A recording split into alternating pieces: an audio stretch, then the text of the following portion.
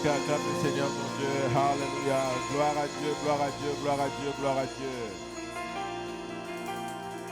Quelqu'un dit yes. Quelqu'un dit yes. Je ne t'entends pas, dis yes. Dis gloire à Dieu. Dis Shekinah. Je ne t'entends pas, dis Shekinah. Dis gloire. Dis Kabod. Dis Shekinah. Au nom de Jésus-Christ. Quelqu'un dit Amen. Pendant que tu es debout, ouvre ta Bible, s'il te plaît, dans le livre de Deutéronome, le chapitre 8, le verset 1 à 5.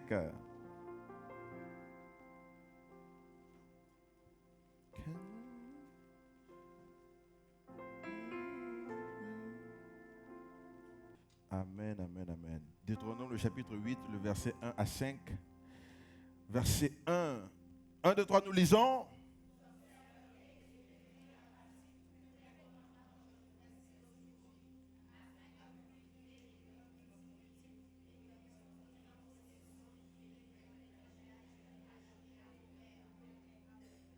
Verset 2.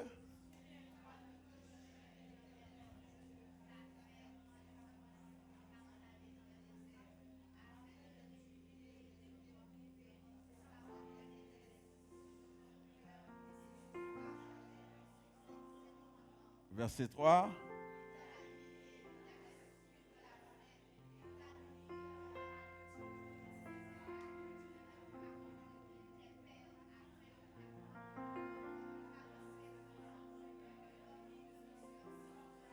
On va encore relire le verset 3. Verset 3.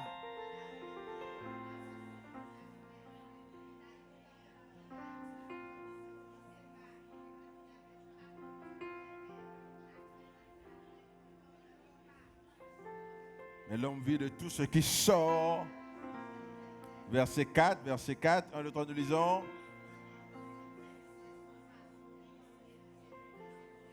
Pendant ces 40 années. Verset 5, on lit ensemble. Reconnais en ton cœur que l'Éternel.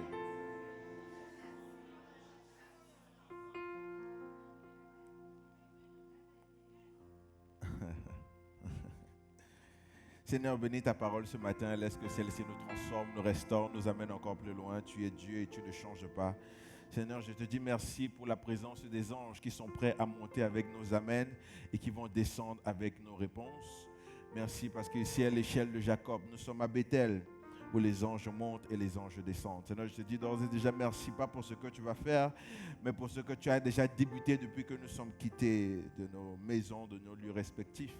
Merci Seigneur parce que ce matin je sais que quelqu'un recevra quelque chose que son père n'a pas connu, que sa mère n'a pas connu, que ses ancêtres même n'ont pas connu. Quelque chose de nouveau que tu donnes pour que nous puissions avancer. Quelque chose de nouveau que tu donnes à tes enfants pour que nous puissions progresser dans le nom puissant de Jésus-Christ. Merci pour l'amour qui est véhiculé tout autour de nous dans le nom de Jésus-Christ. J'ai prié ensemble, on dit 3 fois Amen. On dit 3 fois Amen, Amen. Prends place comme un prince, comme une princesse, comme un roi et comme une reine. Quelqu'un dit gloire à Dieu. Dis plus fort gloire à Dieu. Dis à ton voisin, je t'aime de l'amour du Seigneur. Dis à notre voisin, je t'aime de l'amour du Seigneur. Bonjour le réveil des nations. Nous ne croyons pas en la religion, mais je n'ai pas entendu. Je n'ai toujours pas entendu. Comment peux-tu prétendre aimer un Dieu que tu ne vois pas et tu n'aimes pas la personne assise à ta gauche ou assise à ta droite? Quelqu'un ne peut pas dire que j'aime Dieu si tu n'aimes pas la personne assise à ta gauche. Tu ne peux pas dire j'aime le Seigneur si tu n'aimes pas la personne assise à ta droite. Ça ne veut absolument rien dire. Nous avons le devoir de nous aimer les uns les autres. Aimer ton frère ne veut pas dire qu'il est parfait. Aimer ta soeur ne veut pas dire qu'elle est parfaite. Aimer ta soeur, ça veut simplement dire que malgré tes imperfections, je t'aime de l'amour du Seigneur et je prie pour toi pour que Dieu te restaure. Parce que je sais que tes imperfections font partie du plan de Dieu.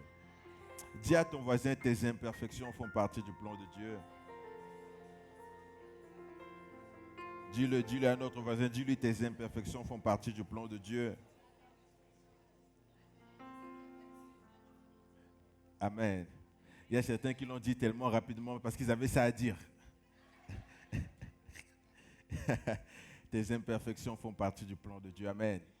Et c'est pour ça que nous sommes là pour célébrer encore Dieu ce matin. Ma joie est grande à chaque fois que je me tiens pour être dans la présence du Seigneur, parce que je sais que Dieu n'arrête pas de bénir, Dieu n'arrête pas de combler ses enfants, Dieu ne cessera jamais de nous aimer et il ne cessera jamais de nous amener plus loin. Amen. Est-ce que j'ai des croyants ce matin? J'ai demandé, est-ce que j'ai des croyants ce matin? Est-ce que j'ai des croyants ce matin? Amen. Nous ne sommes pas des croyants. On ne croit pas seulement quand on voit. Même quand on ne voit pas, on croit. Est-ce que j'ai 2 ou 3 personnes qui disent, tu sais que tu crois, même si tu n'as pas encore vu, tu sais que tu crois que Dieu va faire quelque chose dans ta vie? Je viens donc prophétiser dans cette première prophétie. Je déclare que Dieu, donc pendant que tu crois, que Dieu vienne avec des prodiges, que Dieu vienne avec des miracles, que Dieu te touche avec quelque chose que tu n'attendais peut-être pas. Mais pendant que tu crois, oh, même quand tu ne vois pas, que Dieu fasse quelque chose pour toi. Dans le nom puissant de Jésus-Christ. Amen. Une chose est certaine, c'est que tu ne sortiras pas d'ici étant la même personne. Si tu es arrivé ici, peu importe comment tu es arrivé là, tu sortiras d'ici avec une mentalité renouvelée. Vous savez, nous sommes ici parce que nous travaillons sur les mentalités. D'ailleurs, moi, une de mes missions de vie, c'est de sortir cette génération de l'ignorance. C'est l'une des raisons pour laquelle, d'ailleurs, j'enseigne. C'est l'une des raisons, même quand je prêche, j'enseigne quand même. Parce que mon mantra, ma mission, c'est de sortir la génération de l'ignorance. Parce que je crois que la foi vient parce que tu entends, mais la foi reste parce que tu auras compris. Si tu comprends ce que j'ai dit, le diable ne pourra pas te détourner. Le problème avec les gens qui rétrogradent, c'est qu'ils ont entendu la parole de Dieu, mais ils ne l'ont pas compris. Mais quand tu comprends la parole de Dieu, qu'ils viennent, que ce soit du nord, du sud, de l'est à l'ouest, il va venir te trouver étant enraciné dans la parole de Dieu. Il ne pourra pas te déraciner. C'est exactement ça que la parole de Dieu fait. Et la Bible déclare, vous êtes purs par la parole que vous écoutez. Quand tu écoutes la parole de Dieu et que tu la comprends, le diable ne peut rien contre toi. Quand tu comprends la parole de Dieu, quand tu comprends la parole de Dieu, le diable ne peut absolument rien contre toi. Amen. Il va utiliser des stratégies qui sont déjà désuètes parce qu'en fait, il essaye. C'est pour ça que, bien aimé, tu ne peux pas t'attendre à ce que le diable te sourisse de la même manière où tu ne peux pas t'attendre à ce que tes ennemis te sourissent un jour. Parce qu'ils seront toujours aigris parce que tu es toujours contente, tu es toujours content, tu es toujours bien. Amen.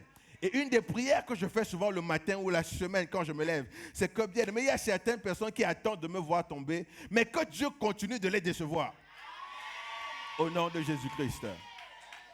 Et c'est pareil pour toi. Il y a certaines personnes qui espèrent tous les jours que tu vas flancher. Que Dieu continue de les décevoir. Je ne sais pas si je suis dans la bonne église ce matin. Je dis à certaines personnes, chaque jour ils se lèvent, ils regardent pour voir, est-ce que tu as une mauvaise nouvelle? Est-ce que tu es malade? Est-ce que tu es finalement morte? Et que Dieu continue de les décevoir. Il te donne le souffle de vie, il te donne la joie de vivre, il te donne la santé, il te donne la santé physique, la santé émotionnelle, il te donne le sourire, qu'il continue de les décevoir. Au nom de Jésus-Christ. Amen, amen. C'est pour ça que tu ne peux pas t'attendre à ce qu'ils puissent seulement rire, à ce qu'ils puissent seulement à chaque fois s'amuser. Ils ne pourront pas parce que quand ils espèrent que tu ne seras plus là, c'est là où tu sors encore plus rayonnant. C'est là où tu sors encore plus rayonnante. C'est là où tu seras encore beaucoup plus élevé. Amen, amen. Et bien aimé, ce ne sont pas seulement des déclarations que tu dois utiliser le dimanche, mais toute la semaine, bien aimé, tu dois décevoir des gens qui ont dit que tu vas mourir. Amen. Amen. Est-ce que tu es d'accord avec ça? C'est pour ça que c'est important. Nous vivons une vie chrétienne. Nous ne sommes pas des croyants. Nous ne sommes pas seulement sur la terre pour vivre comme le monde veut que nous vivons. D'ailleurs, la Bible dit que nous sommes dans le monde, mais nous ne sommes pas. Nous sommes dans le monde, mais nous ne sommes pas du monde. Ça veut simplement dire que nous sommes appelés à impacter le monde. Nous sommes le sel de la terre. On doit impacter le monde. Tu dois impacter les gens autour de toi. Dimanche passé, j'ai parlé de la mission. La mission, tu as une mission partout où tu vas. Tu as une... Et ta mission, tu dois la comprendre. Là, quand tu rentres dans un bureau, peu importe où tu vas, tu as une mission là-bas. Tu arrives quelque part, tu as une mission même dans l'église, tu as une mission quand tu rencontres. Il n'y a pas de hasard, il n'y a que des rendez-vous. Tu as une mission dans tout ce que tu fais. tu as une mission. Alors ce matin, je suis venu simplement vous parler de quelque chose de particulier parce que nous sommes dans plus de la moitié de l'année déjà. C'est le dernier dimanche du mois. Nous rentrons dans un autre mois bientôt. Et pendant le reste du mois, nous sommes dans une saison, un shift, quelque chose qui a changé. Quand je dis par exemple que c'est ton temps, il y a 2 dimanches, j'ai prêché, j'ai dit c'est ton temps, le timing est bon. Je disais le timing est bon. Mais quand le timing est bon, ce n'est pas seulement un timing que tu comprends par rapport au fait que, ok, tu es content, tu es heureux. Le timing est bon, pourquoi? Parce que le prix de ta joie, le prix à payer de ta santé, le prix à payer de ton allégresse, c'est parce que tu auras travaillé donc dans le secret. Je suis désolé de t'apprendre que personne, je dis bien personne, ne reste fort sans avoir bataillé avant. Personne ne reste fort sans avoir bataillé. Il y a quelqu'un qui a dit, Sun Tzu, qui a dit dans le livre L'Art de la guerre, si tu veux avoir la paix, tu dois préparer la guerre. Ça veut simplement dire quoi? C'est que pour être bien, il faut une bataille précède toujours la paix. La bataille est toujours précédée de la guerre que tu as faite et c'est comme ça que tu es heureux. Donc quand je dis donc qu'il y a le chiffre, le timing est bon, c'est que tu as les armes pour batailler contre tout ce qui se passe devant toi, pour acquérir la paix que tu recherches. La joie que tu recherches. Parce que nous vivons dans un monde. Dans ce monde, il ne faut pas se leurrer. Ce n'est pas un monde de bisounours où tout le monde est beau, tout est bien, tout est heureux. Pas du tout. Bien aimé, c'est un monde où pour avoir ce que tu veux, il va falloir que tu l'arraches de quelque part. Pour avoir ce que tu souhaites, il va falloir que tu le prennes de quelque part. Quand tu lis la Bible de la Genèse à l'Apocalypse, bien aimé, tous les endroits que Dieu avait donnés aux hommes et aux femmes étaient déjà occupés par quelqu'un. Quand ils sont arrivés, ils ont fallu qu'ils se battent, qu'ils prennent ce que Dieu leur a donné et qu'ils jouissent de cela. Bien aimé, peu importe s'il y a déjà quelqu'un qui occupe tes biens à ta place, par l'onction de Dieu, le manteau que tu as reçu depuis vendredi, j'en parle, tu vas récupérer tes terres, tes biens, tout ce que tu as. Tu vas les récupérer. Quelqu'un dit Amen. Quelqu'un dit Amen plus fort.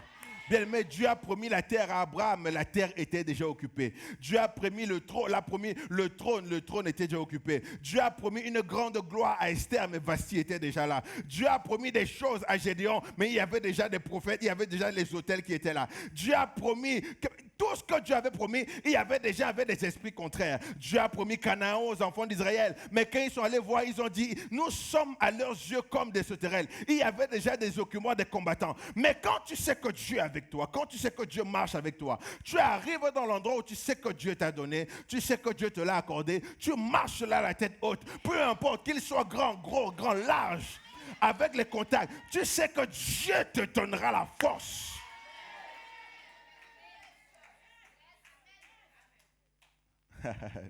Bien aimé, c'est pour ça qu'en tant que croyant, je suis là pour changer un peu ta mentalité, pour que tu changes un peu la manière dont tu vois les choses. Il ne faut pas que tu sois triste quand tu arrives quelque part. Dieu t'a dit que tu as un emploi. Tu arrives là, il n'y a plus de place. Il y a quelqu'un qui a ta place là et il faut qu'il sorte. Toi, tu arrives là, tu vois qu'il n'y a plus de place, tu commences à être triste. Oh, Dieu m'a envoyé, mais il n'y a plus de place. Bien aimé, ce n'est pas la mentalité que je te donne. Cette mentalité, c'est que tu es là. Donc, si Dieu t'a dit que tu es là, il y a quelqu'un qui prend ta place là et dans quelques temps, il va seulement quitter. Bon, certaines personnes vont me dire, mais pasteur, est-ce que c'est peut-être mauvais? Je n'ai pas envie de prendre la place de quelqu'un. Je ne veux pas les problèmes. Moi, je n'aime pas les problèmes. Je fuis les problèmes. Bien, mais je suis désolé donc de t'apprendre que c'est Dieu qui l'a mis ainsi. Ce n'est pas que tu n'aimes pas les problèmes, c'est qu'il y a quelqu'un qui occupe la place que tu devais être. Et par la grâce, le temps est arrivé. Le timing est bon.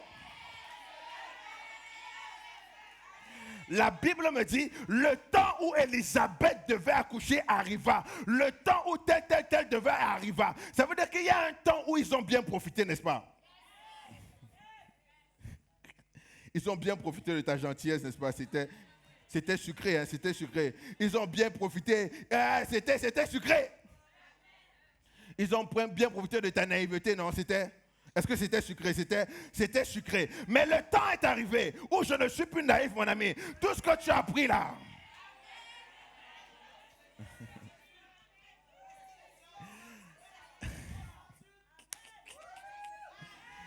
Il y a des gens qui écoutent réellement les messages que je donne. Non seulement ce qu'ils ont pris, la Bible déclare que personne, quelqu'un qui est accusé injustement, il n'y a personne qui prend quelque chose et ne soit restitué.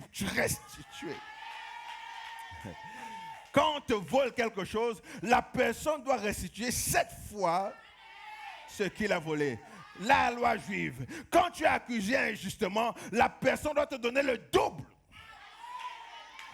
La loi romaine. Mais la loi de Dieu, personne ne quitte homme, femme, enfant, famille et ne vienne et ne reçoive la loi céleste.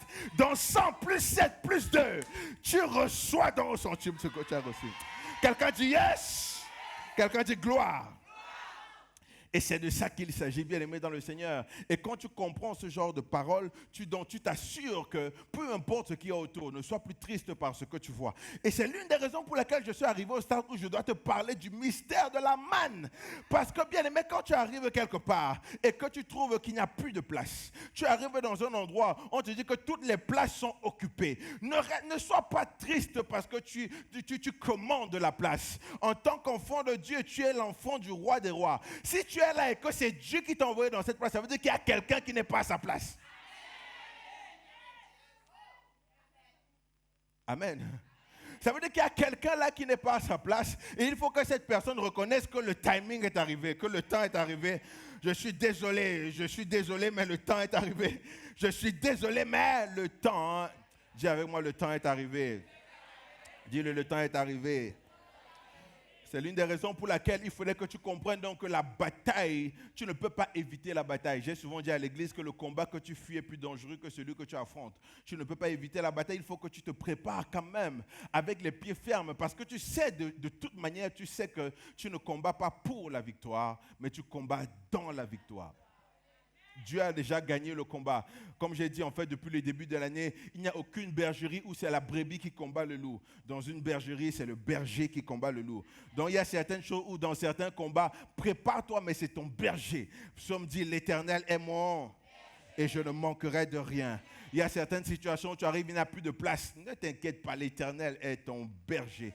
Et c'est pour ça qu'on vient de lire l'histoire d'Israël, où bien, mais le peuple d'Israël, c'était un peu complexe. Déjà, on doit comprendre que quand on parle du peuple d'Israël, il y a parfois une nuance entre les deux, parce qu'à un moment donné, le peuple d'Israël a été assiégé par l'exil babylonien. Dans l'exil babylonien, il y a à peu près 3000 Israélites qui ont été pris en captivité, simplement parce que, bon, Dieu l'avait prévu comme ça. Et c'est d'ailleurs pour ça que tu dois te rendre compte que quand Dieu prépare quelque chose dans ta vie, quand Dieu s'apprête à te bénir, bien entendu, il y a parfois l'oppression qui vient de t'arriver, l'oppression qui, parfois dans tes rêves, ou même dans ton lieu physique, c'est ce qui est arrivé. D'ailleurs, quand on parle d'Israël, ils étaient divisés en deux. Il y a les 10 tribus qui sont allées du côté du nord, qu'on appelle Israël, et les 2 tribus qui sont allées du côté du sud, qu'on appelle la tribu de Juda. Ces 2 tribus qui étaient complètement distinctes. Donc les 10 tribus qui sont parties, c'est là on parle donc quand on parle de Jéroboam, David, etc. Je reviendrai sûrement dessus, je crois que j'avais déjà en parlé. 10 tribus qu'on appelle Israël et 2 tribus, la tribu de Juda.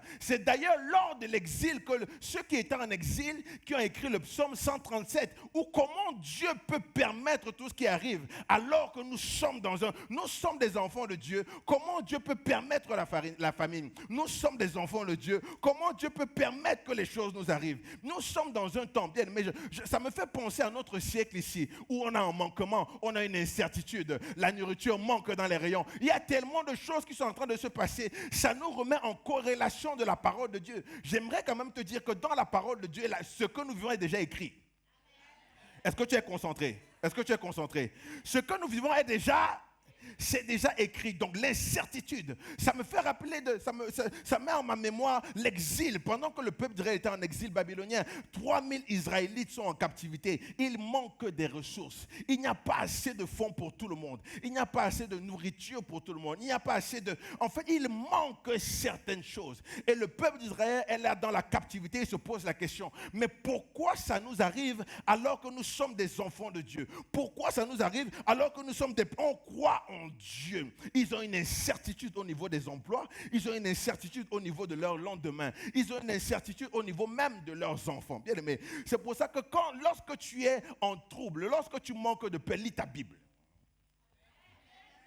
Lorsque tu as manque de paix, quand tu as manque de joie, quand tu sens que ton cœur est triste, lis ta Bible. Tu vas constater qu'en fait, ce que tu vis là, Dieu l'avait déjà écrit et Dieu avait déjà sorti des personnes qui te ressemblent de ça dans peu de temps. Dis à ton voisin dans peu de temps. Dis-le dans peu de temps. Dis-le dans peu de temps. Dieu encore dans peu de temps.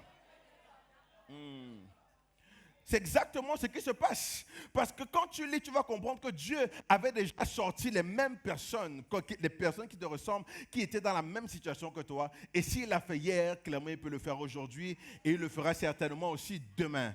Il est le même hier et éternellement. Et bien aimé, quand tu lis dans les premiers passages de la Bible, quand tu lis le Pentateuque, quand tu parles d'Exode, de Deutéronome, tu vas te rendre compte que le peuple d'Israël sont dans cette situation-là, dans un côté où ils sont dans une incertitude. Ils ne savent pas ce qui va se passer, ils ne connaissent pas leur lendemain, ils ne savent même pas qu'est-ce qui va leur arriver parce qu'ils manquent de nourriture. Ce n'est pas possible pour tout le monde de travailler, ce n'est pas possible pour tout le monde de manger. Mais il y a quelque chose quand même qu'ils doivent se rappeler, c'est que Dieu ne les a jamais oubliés. Bien, mais d'Exode jusqu'à Deutéronome, on se rend compte que Dieu n'a jamais oublié ses enfants. Même s'il pensait qu'il l'avait fait, même si c'était compliqué, Dieu n'avait jamais oublié ses enfants. D'Exode à Deutéronome, ils ont eu mal, c'était difficile, c'était compliqué, ils ont transpiré, c'était la fournaise qui touchait leur vie, qui touchait leur peau. Ils avaient soif, mais Dieu ne les avait jamais abandonnés. D'Exode à Deutéronome, malgré qu'ils étaient peut-être même en exil, malgré c'était compliqué pour eux. Ils ne savaient pas ce qui allait se passer. Pour eux, ils allaient mourir comme ça. Mais Dieu ne les avait jamais abandonnés. D'Exode à Deutéronome, Dieu n'a jamais abandonné ses enfants. Et de Deutéronome jusqu'à 2022, Dieu ne t'a jamais abandonné. Je dis, Dieu ne t'a jamais abandonné. Il ne t'a jamais laissé tomber. Il ne t'a jamais. Dis à ton voisin, encourage-moi quelqu'un ce matin. Dis-lui, Dieu ne t'a. Oh.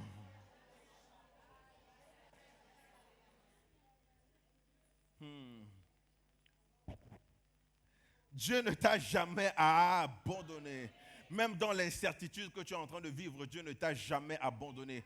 Même dans les complications que tu as, c'est exactement ce qui s'est passé quand tu lis les 5 premiers livres de la Bible où c'était compliqué pour eux. Ils se sont même rebellés contre Moïse tellement c'était dur. Ils ont créé d'autres dieux tellement c'était compliqué. Mais malgré cela, Dieu ne les a jamais abandonnés. Ça me fait penser quand même à l'histoire de ta vie. L'histoire de ta vie où en fait tu n'es pas là parce que tu es trop saint ou bien parce que tu es trop sainte. Tu es tombé plusieurs fois mais te voilà en train de me regarder. Ça veut dire que Dieu... Vous savez, je ne suis pas de ces pasteurs-là qui disent seulement, non, on se connaît, tu n'as pas toujours été saint, tu n'as pas toujours été, on se parle, on parle franchement, tu n'as pas toujours été con, tu n'as pas toujours fait ce qu'il fallait. Mais regarde comment Dieu ne t'a jamais abandonné. Malgré cela, Dieu ne t'a jamais laissé tomber. Tu es en train de me sourire, tu es en train de dire amen, tu peux dire à ton voisin, tu peux toucher à ton voisin, tu vas manger le magret de canard tout à l'heure. Dieu ne t'a jamais abandonné. Il ne t'a jamais laissé tomber.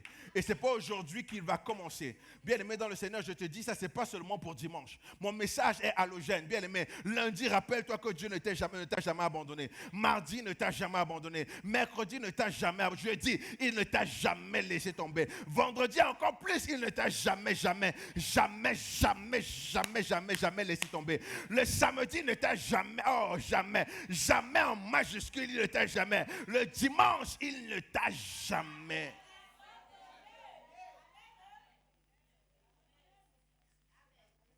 Je sens que quelqu'un, bien aimé, tu as besoin qu'on te le rappelle parce que parfois dans la vie de tous les jours, je sais que ce n'est pas forcément évident, je sais pas, c'est pas toujours facile de proclamer les paroles de Dieu, c'est pas toujours simple de dire ce genre de choses, ou encore c'est pas toujours simple de se le rappeler, mais je viens te le rappeler ce matin qu'en fait, n'oublie jamais que Dieu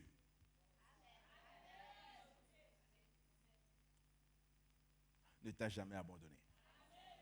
Alors voilà dans le peuple d'Israël, pendant qu'ils sont dans une incertitude où c'est compliqué, c'est difficile pour eux, ils ne savent pas en fait ce qu'ils sont en train de faire, ils ne connaissent même pas leur lendemain, ils ne savent pas, même quand tu lis la parole de Dieu ici, tu ne sais pas en fait, ils n'avaient aucune idée, ils sont donc dans le désert, pendant qu'ils sont dans le désert, ils ont faim, ils ont soif, ils ne savent même pas comment ça va se passer, c'est difficile pour eux, c'est vraiment dur pour eux parce que tu es dans un désert, dans le désert il fait très froid la nuit et il fait très chaud la journée, donc en fait là c'est un peu que tu as le chaud-froid. froid. Tu peux avoir la grippe même 365 jours parce que tu as chaud toute la journée et après tu as très froid toute la soirée. Donc c'est difficile pour eux. Le chaud, le froid se mélangent entre les deux. Mais à un moment donné, bien aimé dans le Seigneur, j'aimerais vous donner le background. Il est important de comprendre l'histoire pour comprendre le contexte de la chose. Et c'est comme ça que vous allez comprendre donc pourquoi Dieu ne nous a jamais abandonnés. Il vient d'un background, un background d'agriculteur. Les enfants d'Israël, c'était des agriculteurs. Ils savaient travailler la terre. Ils savaient comment semer. Ils connaissaient le processus de la semence,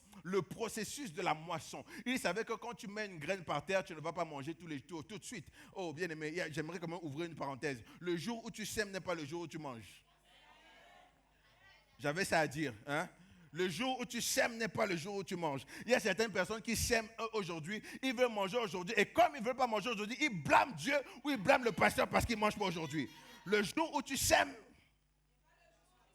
Deuxième chose que j'avais à dire, c'est que ne mange pas tes semences. Il y a certaines personnes qui mangent leurs semences à la place de semer dans leur terre. Ils mangent leurs semences pour un plaisir temporaire, pour un bonheur temporaire. Ne mange pas tes semences. Toutes les semences que tu as, tu dois les mettre dans la terre et attendre que la moisson arrive. Amen, amen. Quand tu manges tes semences, ce sera bien seulement pour un temps. Quand tu as un peu de semences, qu'est-ce qui se passe?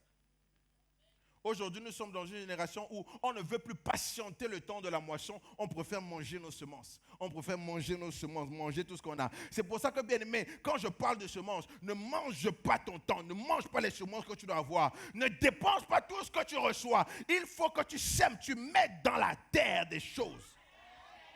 Mets dans la terre. Même ton argent, ne dépense pas tout dans des futilités. Il est important que tu puisses semer, mettre dans la terre. Dans la terre. Bien, mais une personne qui veut réellement avoir une aisance financière doit avoir au moins 7 sources de revenus. Ça, c'est, mets ça, imprime. Au moins 7 sources de revenus. Ce n'est pas pour dire que tu verras ça en 1 jour, en 2 jours, en 3 jours. Même si c'est en 10 ans, 30 ans. Quand tu as un peu, sème cela. Mets-le dans la terre. Bien, mais ne dépense pas dans quelque chose qui va seulement te vilipender. Mets-le dans quelque chose qui va te rapporter après. C'est important. En tant qu'Église, on doit comprendre ces choses pour être fort. Non, la société, c'est une société forte, n'est-ce pas? L'Église doit être fort aussi dans ça. Amen, amen, amen, amen. Je suis désolé, hein, c'est pas grave. Même si tu ne me salues pas, je suis envoyé de Dieu.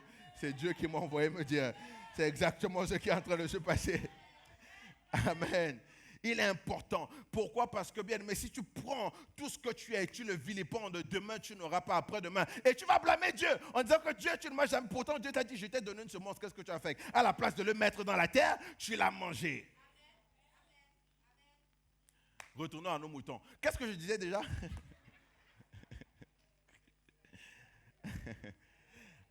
Alors, c'était des agriculteurs. Et en tant qu'agriculteurs, automatiquement, ils savaient comment gérer la terre, ils savaient comment planter, ils savaient comment monter. Ça veut dire qu'ils connaissaient le processus de la semence, ils savaient le processus aussi de la moisson.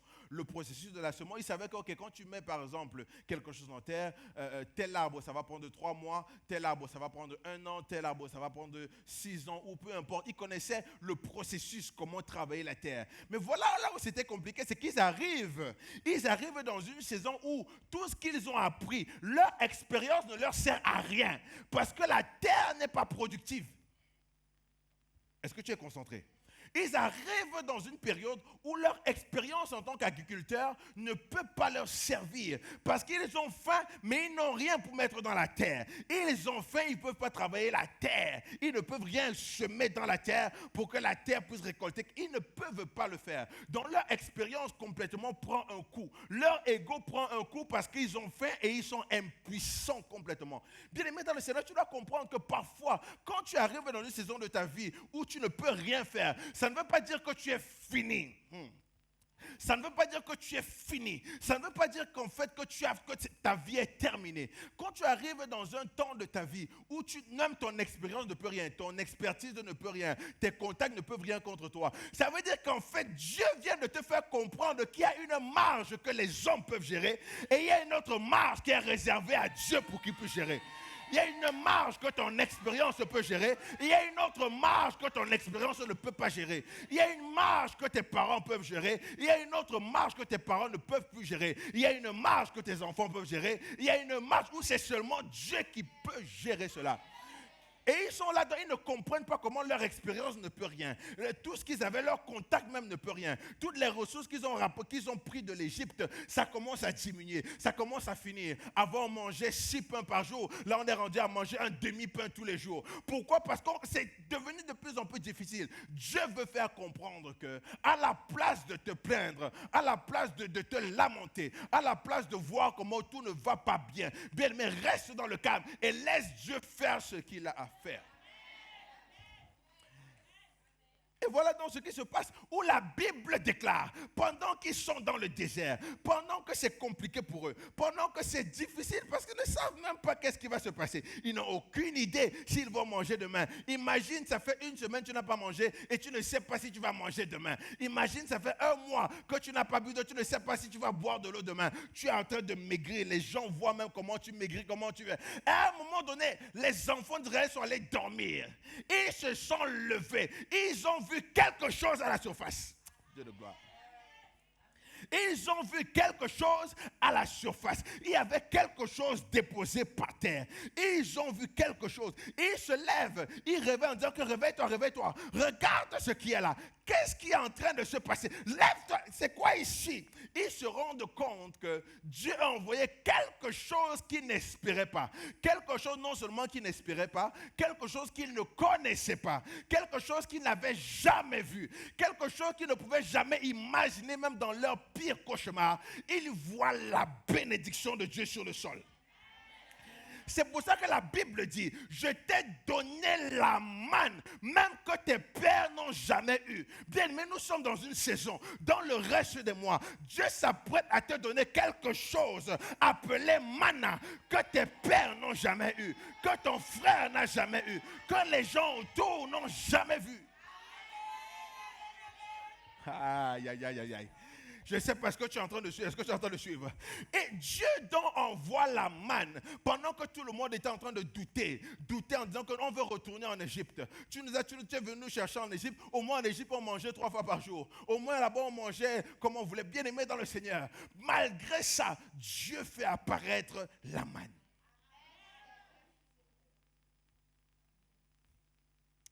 Il fait apparaître la manne à la surface. Il se lève, il se rend compte que, mais attends, c'est un côté blanchâtre, c'est un côté un peu beige. Et il dit que Dieu a fait venir, Dieu a pourvu. Maintenant, ce qui se passe, c'est que comme ils ne savaient pas ce que c'était, ils ont dit que oui, alors c'est du pain que Dieu a donné. Et comme c'est du pain, alors qu'on avait faim, Dieu a donné du pain. Mais la vérité, c'est quoi? C'est qu'ils se sont rendus compte qu'ils étaient impuissants par rapport à ça. Parce que ce n'est pas ton expérience qui a fait ça. Ce n'est pas parce que tu as trop mis quelque chose en terre que ça a poussé. En fait, manne ne veut pas dire pain. On nous a étudié, on nous a enseigné à l'école du ministère ou à l'école du biblique même, qu'on disait que la manne, ça veut dire pain. Mais en fait, c'était juste une analogie. Ils disent manne, c'est pain, mais manne vient du mot grec manna, qui veut dire question. Où Dieu voulait dire aux enfants d'Israël, vous devez arriver dans une saison de votre vie où vous avez des questionnements. Apprends à vivre avec des questions qui n'ont pas de réponse. Apprends à vivre avec des questions que tu ne peux pas répondre. Apprends à vivre avec des questions que la science ne peut pas répondre. Apprends à vivre avec des questions que les gens autour ne peuvent pas répondre. Pourquoi? Parce que quand il y a des questions que les hommes ne peuvent pas répondre, Dieu envoie la manne. Quand tu arrives une saison où il y a des questions que personne ne peut répondre, Dieu envoie la manne. Manne qui veut dire manna. Dieu envoie la provision surnaturelle de Dieu. Bien, mais je viens dire à quelqu'un ce matin, il y a une personne qui reçoit la manne. Je dis manna. Quelqu'un reçoit la manne. Je dis manna. Quelqu'un reçoit la manne. Je dis manna. Quelqu'un ce matin, je prophétise, tu reçois la. La manne du ciel. Pendant 40 années, bien aimé, quand tu lis Exode, le chapitre 16, ils n'ont jamais appelé ça pain. Ils ont continué à l'appeler manna. Pourquoi? Parce qu'ils ont compris que quand tu as des questions qui ne peuvent pas avoir trouvé de réponse, tu laisses Dieu envoyer la manne. Tu es venu ce matin peut-être avec des questionnements où tu n'as pas de réponse. Avec des questionnements de ta vie où tu ne comprends pas ce qui t'arrive. Dieu m'envoie te dire manna. Il y a la manne qui est en train d'arriver. Dieu m'envoie te dire manna. Tu ne comprends pas que tu as tout fait dans les règles, mais ça n'a pas abouti. Dieu vient de te dire manna. Tu ne comprends pas que tu as tout mis en ordre, mais tu ne sais pas qu'est-ce qui arrive. Dieu m'envoie te dire manna, manna. Dieu m'envoie dire à quelqu'un, tu as tout déposé les dossiers, mais tu n'as pas de réponse. Alors que ton dossier est lourd en béton, Dieu m'envoie te dire manna. Il y a la manne. Le certificat médical est bon, mais tu n'arrives pas à comprendre. Dieu m'envoie te dire manna. Ton dossier de financement est bon. Dieu m'envoie te dire manna. Oh, Dieu envoie quelqu'un. Je viens te dire manna. La manne qui est en train de descendre du ciel. La provision que même ton père n'a pas eue. Je prophétise sur quelqu'un ce matin. Je dis la manne du ciel. Non, ton amen là ne ressemble pas à ma prophétie. Je dis la manne qui descend du ciel.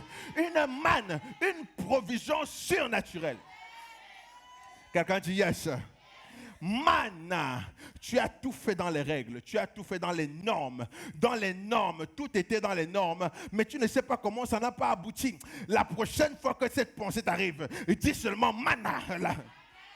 Parce que tu sais que toi, tu ne peux pas résoudre ça. Ton père ne peut pas résoudre ça. Aucun coup de fil ne peut pas résoudre. Mais il y a une manne. Quelqu'un dit manna. C'est exactement ce qui est en train de se passer. Dieu envoie la manne, mais il s'assure que leur expérience ne peut rien parce que la manne, c'est quelque chose, une provision que tu reçois, mais tu ne peux pas te donner du crédit. Tu ne peux pas dire c'est parce que j'ai travaillé. Vous savez, c'est trop facile, hein, c'est trop facile. C'est parce que j'ai bossé dur, c'est parce que j'ai coulé la sueur, c'est pour ça que j'ai... Tu ne peux pas te donner du crédit, parce que ce n'est pas ta sueur qui a fait ça, c'est manna Dieu. Ah, yakata kata. Yamandele ketele bozupra kata la baché. Tu ne peux pas te donner du crédit. Ce n'est pas parce que tu as bossé, ce n'est pas parce que tu t'es lamenté, ce n'est pas parce que tu as pleuré, c'est la manne. Oh Dieu de gloire, moi ça me fait plaisir. Tu vois ces personnes qui ont dit, oh si tu me laisses, tu ne seras rien sans moi. Dieu vient de te dire manna.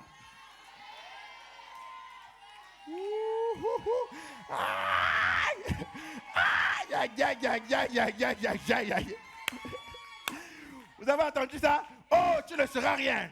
Si tu me laisses, tu ne seras rien. Si tu quittes la maison, tu ne seras rien. Si tu fais ceci, tu ne seras rien sans moi. Dieu vient de confondre en disant que non, tu penses que quelqu'un aura le crédit. Non, non, non, non. C'est Dieu qui aura le crédit dans ta... Si tu quittes cette boîte, tu n'auras plus jamais de travail. Si tu quittes cette entreprise, personne ne va travailler. Tu ne vas travailler pour personne. Si tu quittes la maison, tu ne seras rien. Comme tu m'as quitté là, je ferme ta vie. Dis-leur que Dieu vient d'envoyer une manne. Je ne sais pas, est-ce que je suis dans la bonne église, Jack? Est-ce que c'est parce que je dis manna? La manne, c'est que personne ne peut se donner du crédit. Tu ne peux pas te donner du crédit. Tu ne peux pas dire c'est parce que tu as étudié. D'ailleurs, tu n'as même pas étudié. Tu as oublié. Mais tu vois que tu as réussi.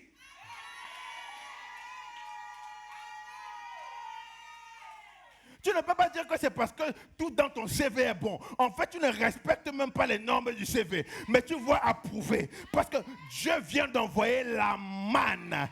Quelqu'un dit la manne, la manne, la manne, la manne, la manne. Dis à ton voisin, Dieu t'envoie la manne.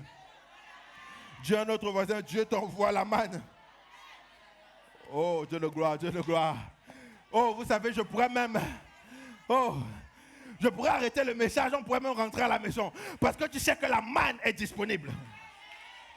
Mais je vous assure, je pourrais arrêter de prêcher maintenant. Parce qu'en fait, tu as compris que la manne est disponible. Dieu envoie la manne. Dieu vient d'envoyer la manne. Manna. Bien-aimé dans le Seigneur, c'est pour ça que j'aimerais que tu penses. Toute ta vie, Dieu a envoyé la manne. Pense à la fois où tu ne pouvais pas, mais Dieu a envoyé la manne. Pense à la fois où tu ne méritais pas, mais Dieu a envoyé la manne. Pense à la fois que tu méritais même quand on t'enlève, mais Dieu a envoyé la manne. Pense à la fois où on t'a laissé sur le côté, mais Dieu a envoyé la manne.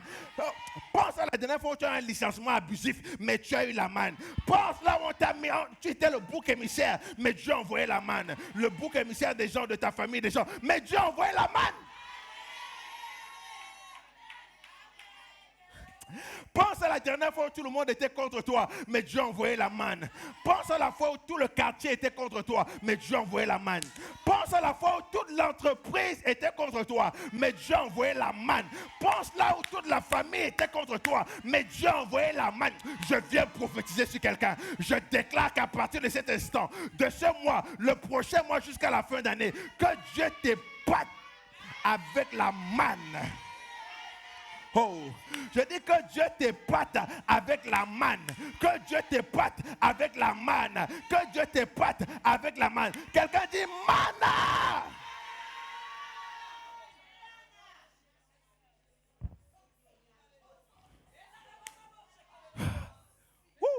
Makatala ba yebrokotolobos.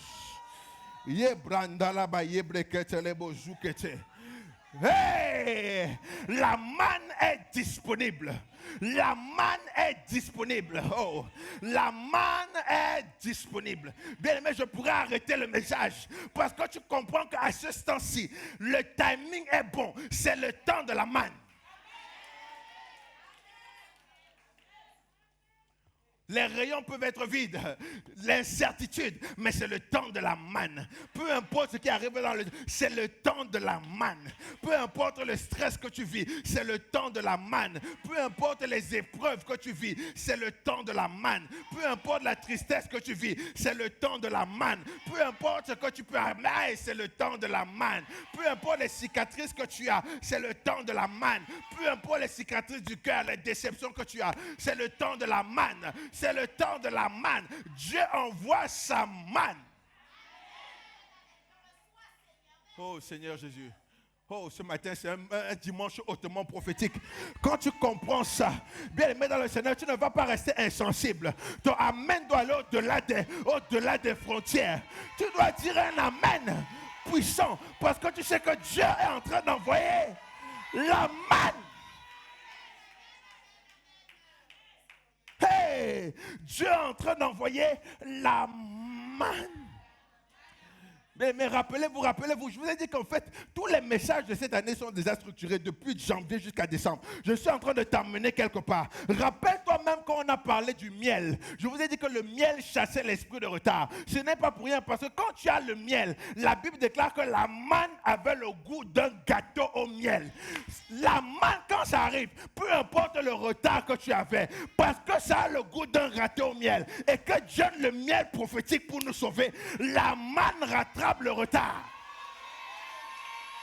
Oh, non.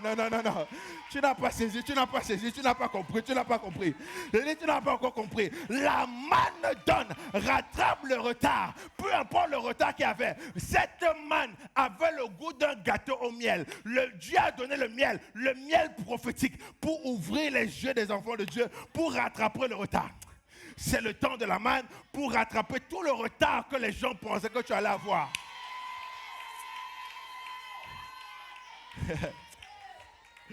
Et ce matin, peu importe le retard que tu pensais être par rapport à ton âge, par rapport à tes diplômes, Dieu vient de te dire qu'en fait, tu comprends que tu ne peux pas te donner du crédit. Donc laisse les diplômes, là, laisse ton expérience, laisse tout ça. C'est le temps de la manne.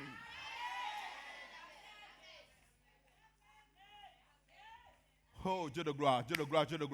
Alors, bien aimé dans le Seigneur, j'aimerais donc te dire, comme c'est le temps de la manne, tu dois faire attention. La première chose que tu dois faire le matin avant de te lever, c'est regarder la manne. Bien aimé, la manne avait 3 particularités. Dieu donne la manne, mais il donne les instructions. Bon, sinon ce ne serait pas Dieu. Dieu aime tellement les instructions. À chaque fois qu'il te donne quelque chose, il faut qu'il te donne des instructions avec. Je n'ai jamais Dieu donné quelque chose sans les instructions. Quand Dieu donne, il dit, la manne. Vous devez prendre la manne tous les matins. C'est le matin que tu veux prendre. Si vous attendez que le matin passe, la manne disparaît.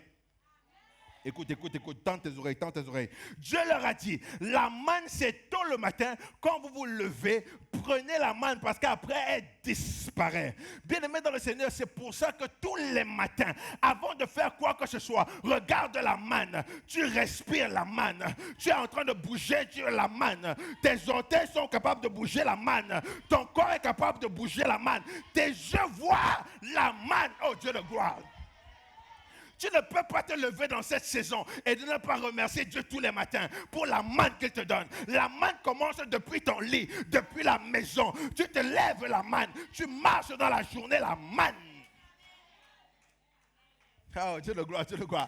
La manne, Dieu leur a dit, c'est le matin que vous devez prendre la manne. C'est très tôt le matin. Prenez la manne pour la journée. Celui qui ne se lève pas pour prendre la manne pour la journée n'en aura pas. Tous les matins, il est inadmissible dans cette saison de te lever et de prendre ton téléphone directement, de te lever, de regarder les informations, de te lever et de penser aux problèmes. Quand tu te lèves, c'est d'abord la manne.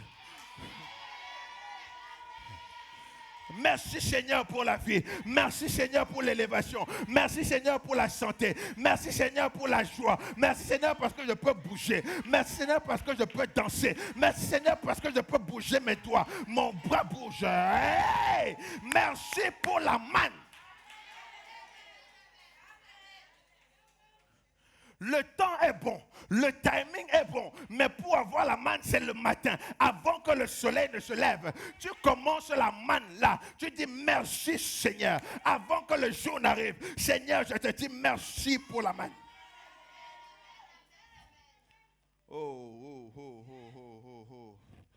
Bien-aimé Seigneur, merci pour la manne. Parce que la manne, c'est que tu ne peux pas te donner du crédit. Tu ne peux pas te dire c'est parce que tu as pris les herbes à pic que tu es en santé. Ce n'est pas parce que tu as pris Virapic que tu es en santé. Ce n'est pas parce que tu es... Avant tu te lèves, avant de prendre Virapic, dis Seigneur merci parce que je respire. La manne.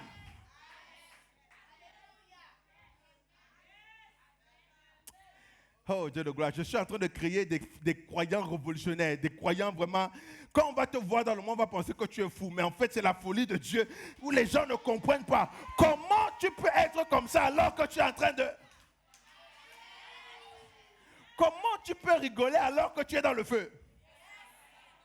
Comment tu peux rigoler alors que tu es dans l'eau? C'est fou, n'est-ce pas? Comment tu peux le faire? Là, tu vas dire à cette personne la manne. La manne. Dieu envoie la manne. C'est pour ça qu'en tant qu'enfant de Dieu, il ne faut jamais prendre la manne pour acquis. J'aimerais ouvrir une parenthèse quand même pour te dire, faire comprendre que parfois, on prend la manne de Dieu pour acquis parce qu'on pense que la manne sera toujours là.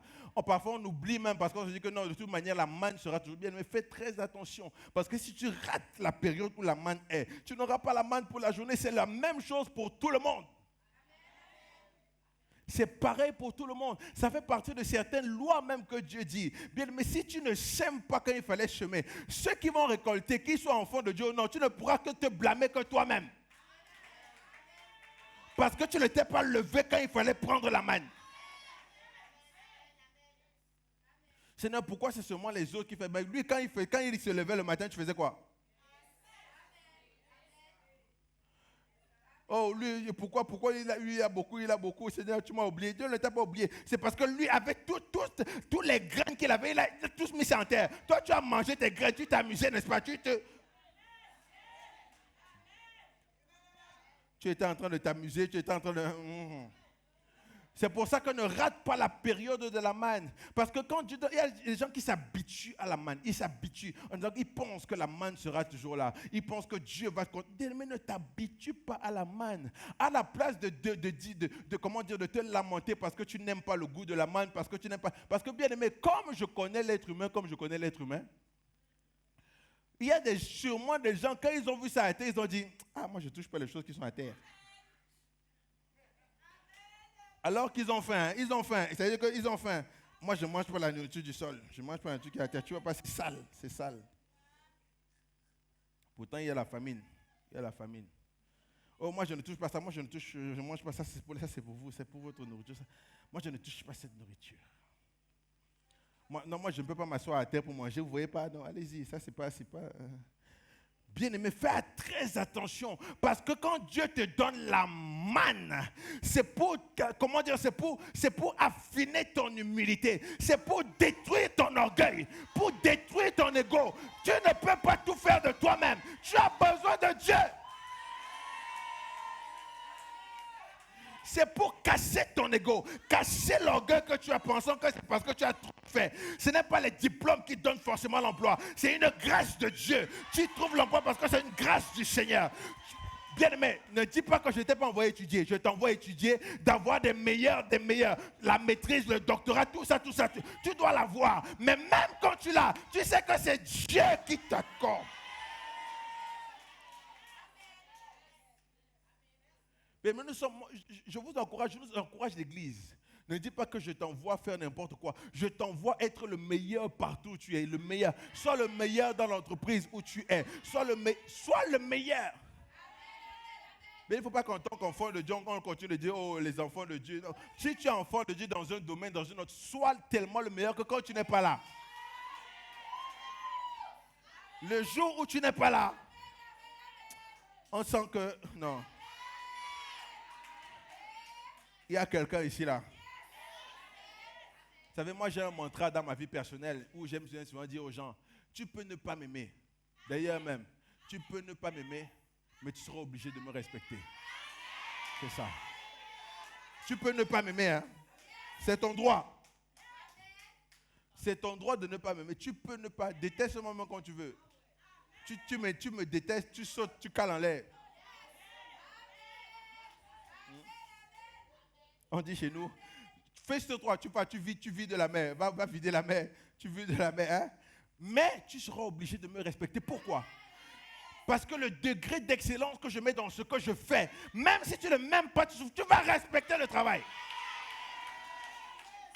C'est ça que les chrétiens doivent être.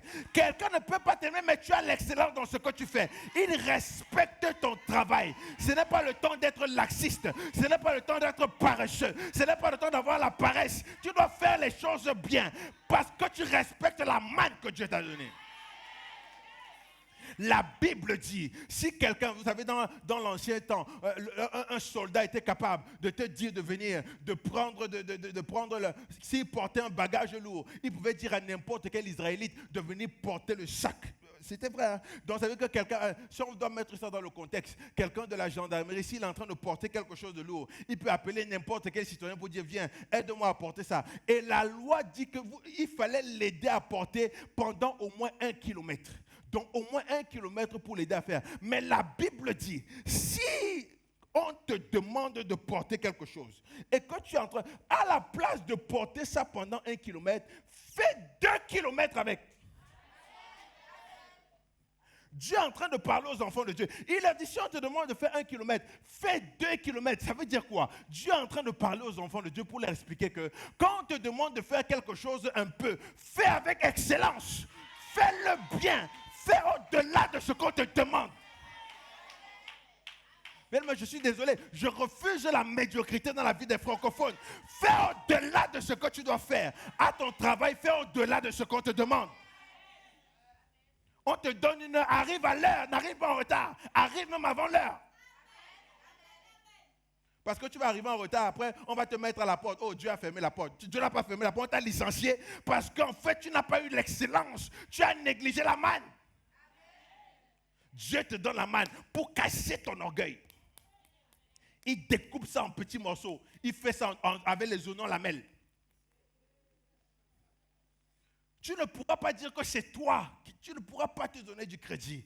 C'est pour ça que dans tout ce que tu fais bien, mais fais-le bien. On te demande de faire une chose, fais-le encore mieux. On te demande de faire un, fais-en deux. On te demande d'arriver à 9h, arrive à 8h30. Arrive avant. Sois dans l'excellence, mes bien-aimés. Soyons... Et c'est comme ça que Dieu respecte ça. Quand tu respectes l'alliance et que tu respectes la manne que Dieu te donne, comment il ne va pas te donner plus?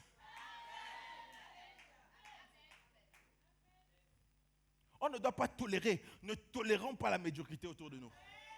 Ne faisons pas ça. Ça nous tue complètement sur la base, peu importe de quoi. Même si les autres le font, toi ne le fais pas. Tu n'as pas la même vie. Dieu te donne la manne, tu dois respecter. Comme je disais à certaines personnes qui vont dire, bon, comme c'est comme ça, moi je ne mange pas ce qui est à terre. Laisse-moi donc te dire que tant que tu ne prends pas le temps d'apprécier la manne, tu vas rester affamé. Parce que tous les jours, tu vas dire que non, de toute manière, Dieu va envoyer la manne. Un jour, tu vas te lever, il n'y a plus de manne. Tu vas rester toute la journée sans manger. Dieu envoie la manne pour que tu respectes la manne. Donc respecte le souffle de vie que Dieu te donne. Respecte la joie que Dieu te donne. Tu te lèves le matin, tu vois, même s'il y a une seule bouteille d'eau dans le frigo, Seigneur, merci pour la manne. Dieu a pourvu. Est-ce que je parle à un enfant de Dieu? Même si c'est le dernier fruit à pain qu'il y a, Dieu vient de pourvoir. Dieu a pourvu. Même si c'est la dernière sardine qu'il y a, Dieu a pourvu. La manne.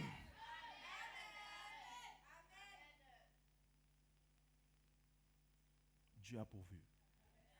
Bien-aimé dans le Seigneur, vous devez comprendre donc que non. Dieu a dit, bon, la manne, c'était seulement pour... tu devais te lever le matin. Donc, c'était le matin que tu prenais la manne. Maintenant, en fait, la deuxième chose que vous devez comprendre par rapport à la manne, c'est que la manne... Vous me suivez? La manne n'était que bonne pour la journée.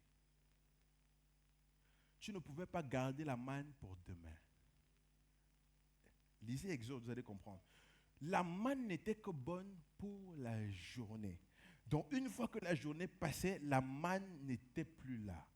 Demain, il fallait reprendre une nouvelle manne. Bien, mais j'ai compris pourquoi Dieu nous enseigne à vivre un jour à la fois. Dieu de gloire.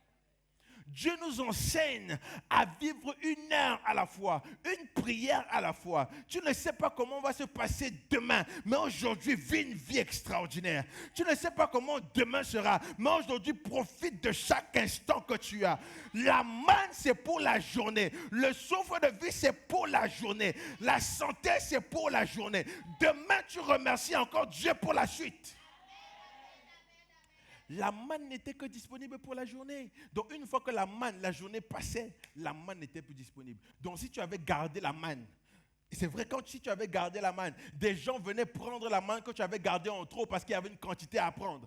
Tu ne pouvais pas garder, parce qu'il y a certaines personnes qui pensent qu'ils sont très intelligents. Ils vont prendre toute la manne, ils vont mettre à côté. Parce qu'ils pensent justement qu'ils ne vont plus sortir. Ah ben Dieu nous a tous piégés. La manne, c'est toute la journée. Et la manne que tu prends, c'est seulement pour la journée. Bien, mais comprends que Dieu t'enseigne à vivre un jour à la fois. Dieu t'enseigne à vivre un pas à la fois. Un jour à la fois. Je ne sais pas comment, je ne sais même pas si demain je vais manger, mais je profite du repas que j'ai aujourd'hui. Je ne sais pas si demain j'aurai, mais aujourd'hui j'en ai, je bénis le Seigneur pour ce que j'ai.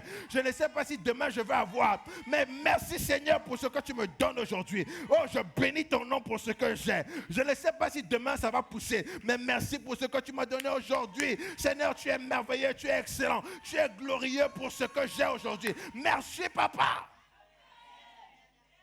Apprends à aimer ce que tu as avant que la vie t'apprenne à apprécier ce que tu auras perdu. Apprends à apprécier ce que tu as avant que la vie t'apprenne à apprécier ce que tu auras perdu. Apprécie tous les jours de ta vie, la santé que tu as, le bonheur que tu as, le souffle de vie que tu as. C'est la manne que Dieu te donne pour la journée.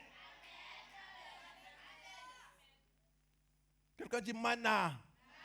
Pour la journée. C'est pour ça que, bien aimé, je refuse.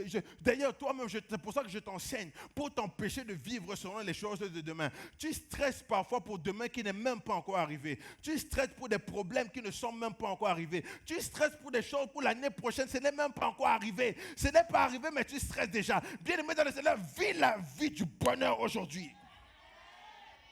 En sachant que Dieu est le Dieu qui préserve mes lendemains. Dieu est le Dieu qui préserve mes lendemains. Il a dit dans sa parole, ne vous inquiétez de rien, car c'est moi qui vous l'assure. Ne vous inquiétez pas de votre lendemain, car c'est moi l'Éternel. Ne lisons pas la Bible en inverse. Lisons la Bible comme il se doit, de la gauche vers la droite. Bien-aimés dans le Seigneur, il dit, ne vous inquiétez pas de votre lendemain. Ne vous inquiétez de rien, car C'est moi l'Éternel qui l'assure. Et il te donne la manne pour aujourd'hui. Regarde la manne que tu as. Tu viens à l'église, tu es tout beau, tu es tout belle. Tu es là, tu marches, tu peux me faire le fier. C'est la manne d'aujourd'hui. Oublie, lundi va venir. Lundi viendra, s'occupera de son lundi. Dieu va envoyer la manne pour lundi. Mardi, Dieu va envoyer la manne pour mardi. Mercredi, il enverra la manne pour mercredi. Il enverra la manne pour jeudi.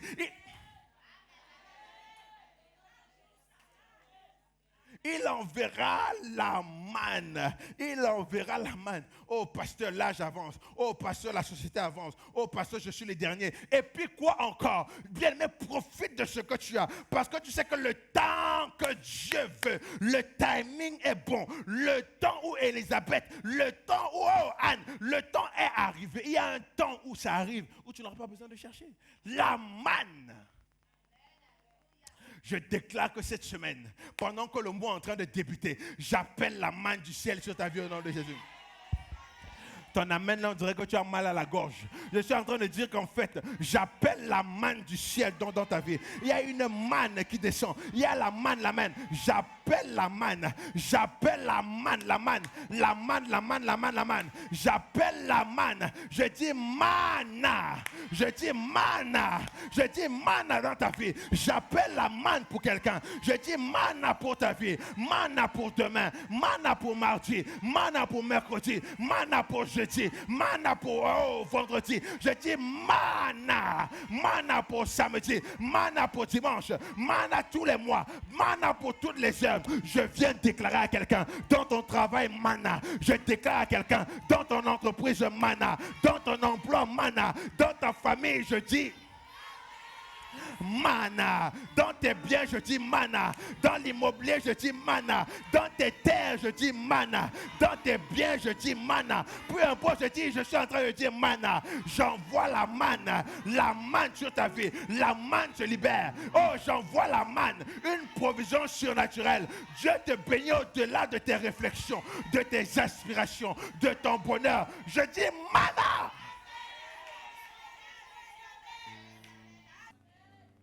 Dieu est en train d'envoyer la manne pour un enfant de Dieu ce matin. Je peux le ressentir descendre du ciel et venir se déposer sur toi. Je peux ressentir comment Dieu est en train de faire descendre quelque chose sur ta vie. Et Dieu est en train de faire descendre quelque chose sur ta vie. Je peux ressentir la manne descendre sur tes mains, descendre sur tes épaules. Je peux voir la manne engloutir ta tête. Je peux voir la manne rentrer, pénétrer ton corps. Je peux voir la manne rentrer sur tes jambes, rentrer sur ton corps, ta chair, ton os, ton sang. Je peux voir la manne rentrer sur ton intelligence. Je peux voir la manne environner tes émotions. Je vois la manne conduire, oh Dieu, ta volonté. Je vois la manne dans ton esprit. La manne engloutit, aiguise ta conscience. La manne aiguise ton intuition. La manne aiguise ta communion. Je vois la manne rentrer dans ton entourage. À cause de toi, ton entourage ne manque de rien. À cause de la manne, Dieu est en train de pourvoir la manne tous les jours. Nous sommes à la fin d'un mois. Je déclare que le mois qui est en train d'arriver, Dieu va fournir la manne, la provision surnaturelle. Je viens prophétiser sur quelqu'un. Je déclare que le mois qui arrive, Dieu envoie la manne. Le mois qui arrive, Dieu envoie la manne. Le mois qui arrive, Dieu envoie la manne. Le mois qui arrive, Dieu envoie la manne. Bienvenue à la manne. Oh, je dis ouais, bienvenue à la manne. Bien manne, nous te souhaitons la bienvenue. Nous welcome manna. Welcome. Bienvenue la manne. Manne, merci de tomber sur chaque enfant de Dieu. Merci de descendre sur chaque personne ce matin. Merci de bénir chacun dans des complications, dans des difficultés, dans des problèmes, dans des choses qu'ils ne comprennent pas. Merci pour la manne. Dans des problématiques, merci pour la manne. C'est là, merci pour la manne. Des dossiers bloqués, merci pour la manne. Merci pour la manne. Merci pour la manne. Je te dis merci.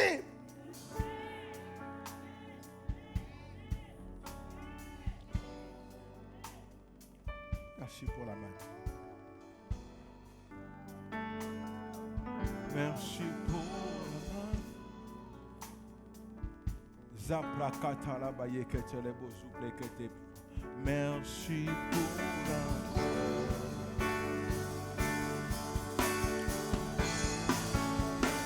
Merci pour la main. Hey. Merci pour la main. Hey. Merci pour la main. Hey. Hey. Merci pour la main. Hey. Merci pour la main.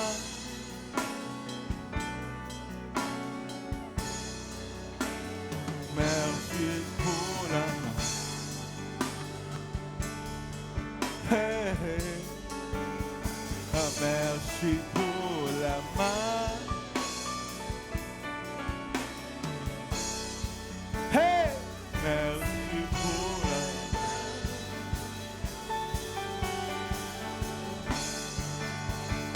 Merci pour la main.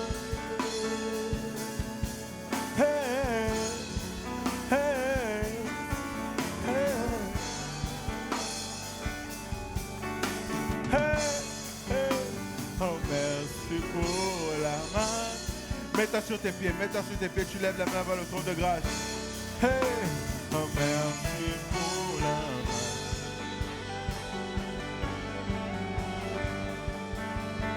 Merci pour la main.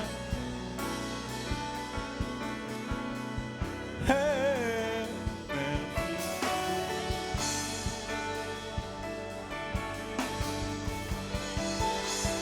Merci pour la main.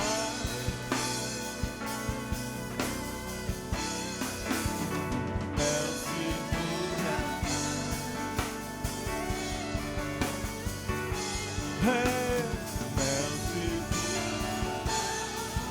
Hey, c'est un dimanche hautement prophétique. Yes, merci pour la main. Hey, merci.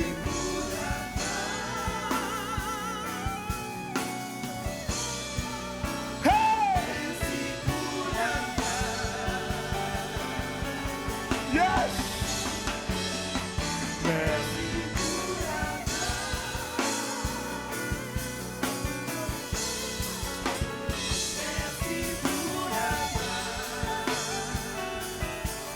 Hey!